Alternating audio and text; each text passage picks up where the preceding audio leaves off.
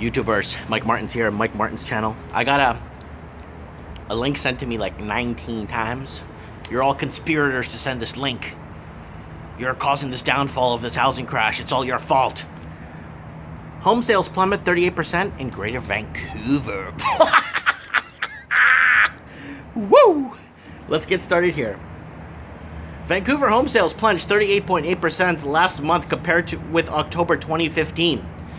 The Real Estate Board of Greater Vancouver says the board said 2,233 properties were sold in October this year, down from 3,646 home sales records recorded in the same month last year.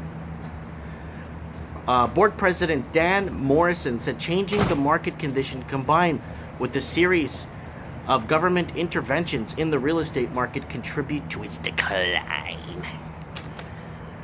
Potential buyers taking wait to see approach to try and better understand what these changes mean for them, he said in a statement Wednesday. While sales are down across the different property types, it's the detached market that's seen the largest reduction in home buyers' demand in recent months, Morrison said. So you're trying to tell me that in 6 months from now, a detached home is going to be substantially cheaper than a condo and a townhouse? I take that any day over the criminal strata fees. You have to pay like $4,000 or $5,000 a year, if not, if that's probably more. Well, I'm just quoting that, you know. While sales across the both the BC and federal governments have brought in a number of measures to address soaring housing costs, particularly in Vancouver. In August, the provincial government implemented 15% tax for foreign nationals buying residential property in Metro Vancouver in a bid to stabilize the area's housing prices, which have been among the highest in North America. The highest in the world. Last month, the composite benchmark price for residential properties in Metro Vancouver was $919,000 large, at a 24.8% increase compared to October 2015, but a 0.8 per drop for September this year. Anne McCullen, president of Urban Development Institute, a trade association representing the developers in the attached and industrial property sector, said a drop in sales represents the high-end market, which most residents have not been able to afford in some time. Residents haven't been able to afford in like a decade. Okay, when people are still, even a decade ago, the average house was $660,000, $700,000. If you equivalent it or put it against people's wages and inflation and all that, it still was expensive. You know what the average house in Houston was in a suburb area 10 years ago? It's like $85,000, maybe $60,000. So, like, just yeah.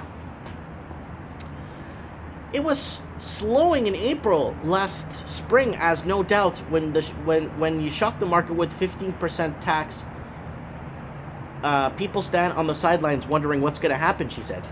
It's a high-end single-family detached market, and it's a lot of money. You're looking at 2 to 3 million, but that's very, very, very small percentage of the overall market. $2 to $3 million. You know what, guys? I'd buy 3 of Chuck Norris's houses. Chuck Norris sold his house for $980,000. Look it up on Google, Chuck Norris's house. McClellan said that there hasn't been any drop in sales or price or townhouses and condos, that pre-sales are going relatively similar pace since the summer. So, condos and townhouses are continuing because of the affordability. McMullen said there hasn't been any drop in sales in townhouses or condos, and pre-sales going into relatively similar pace since the summer. It's not really going to affect the multifamily attached market. People think there's a trickle-down effect, but there isn't, she said at the drop in sales. McMullen called the 15% foreign buyers tax puntive, adding it to address affordability for the average person looking for a single-family home.